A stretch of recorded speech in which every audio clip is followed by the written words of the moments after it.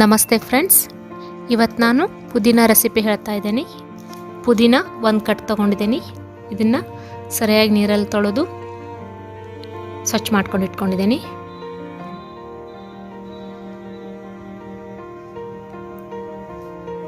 ಇದಕ್ಕೆ ಅರ್ಧ ಕಟ್ ಕೊತ್ತಂಬರಿ ತೊಗೊಂಡಿದ್ದೀನಿ. ಇದನ್ನು ಕೂಡ ಕ್ಲೀನ್ ಮಾಡಿ ನೀರಲ್ಲಿ ತೊಳೆದು ಇಟ್ಕೊಂಡಿದ್ದೀನಿ.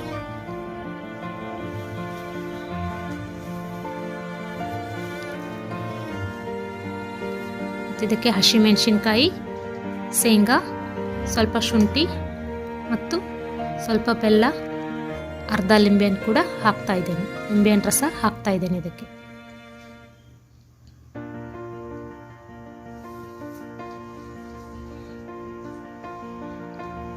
ಚಾಟ್ ಮಸಾಲ 1 ಟೇಬಲ್ ಸ್ಪೂನ್, ಜೀರಾ powder 1 tablespoon, black salt 1/2 tablespoon ಮತ್ತು ರುಚಿಗೆ ತಕ್ಕಷ್ಟು ಉಪ್ಪು.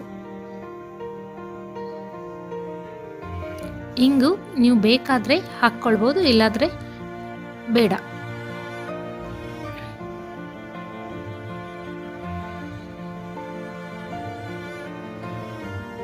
ಇಲ್ಲಿ ಗಟ್ಟಿ ಮೊಸರು 3 ಟೇಬಲ್ ಸ್ಪೂನ್ ತಗೊಂಡಿದ್ದೀನಿ.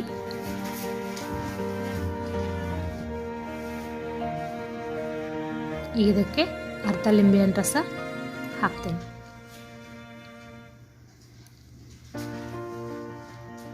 ಇದನ್ನು ಸರಿಯಾಗಿ ನಾವು ಪೇಸ್ಟ್ ಮಾಡ್ಕೊಳ್ಬೇಕು.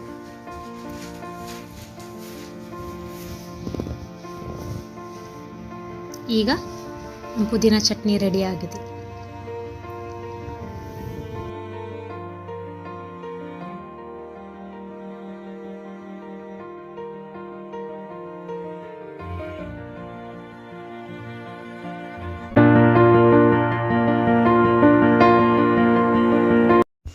ಫ್ರೆಂಡ್ಸ್, ಈಗ ಪುದೀನ ಚಟ್ನಿ ರೆಡಿಯಾಗಿದೆ. ಈಗ ನಾನು ಪಾನಿಪುರಿ ಮಾಡೋದು ತೋರಿಸ್ತೀನಿ. ಮೊದಲಿಗೆ ಪುದೀನ ಚಟ್ನಿ ಹಾಕಿದ್ದೇನೆ ಮತ್ತು ಮೀಠಾ ಚಟ್ನಿ. ಅದಕ್ಕೆ ತಣ್ಣನ ನೀರು ಹಾಕ್ತಾ ಇದ್ದೀನಿ.